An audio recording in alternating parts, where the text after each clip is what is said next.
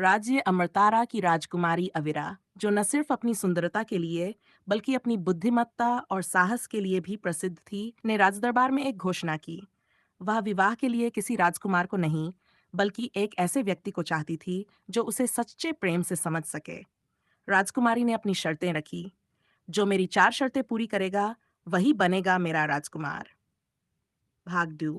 पहली शर्त, बिना नाम जाने दोस्ती। राजकुमारी ने अपनी पहली शर्त में कहा, जो व्यक्ति मेरी पहचान के बिना मुझे जानने की कोशिश करेगा, वही मेरी शर्त पूरी करेगा।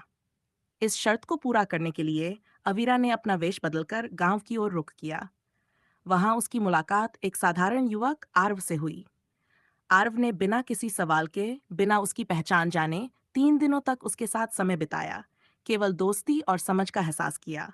इस प्रक्रिया में अविया ने महसूस किया कि प्रेम सिर्फ पहचान और दिखावे से नहीं, बल्कि दिल से होता है।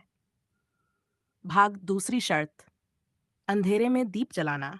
राजकुमारी अविरा ने अपनी दूसरी शर्त रखी, तुम्हें उस गुफा में जाना होगा जहां सूरज की रोशनी नहीं पहुंच सकती।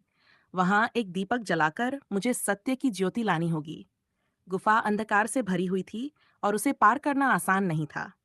लेकिन आरव ने बिना डर के एक जलती हुई दीपक के साथ गुफा में कदम रखा। आखिरकार उसने सत्य की मूर्ति के पास दीपक जलाया और वहां का अंधकार तोड़ दिया।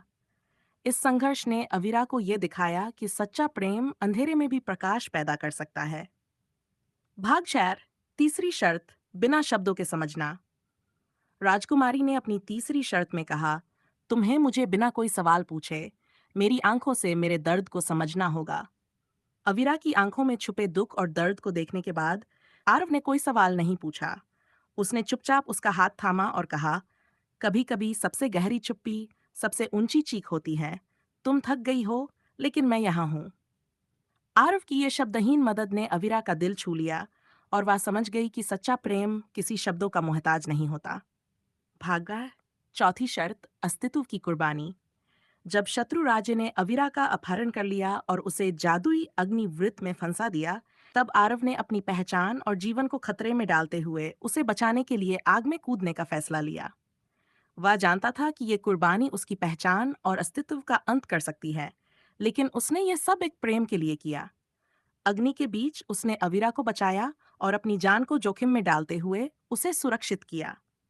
वह जानता था कि इसके बाद उसकी पहचान खो जाएगी, लेकिन उसका प्रेम इससे कहीं बड़ा था। भाग 6।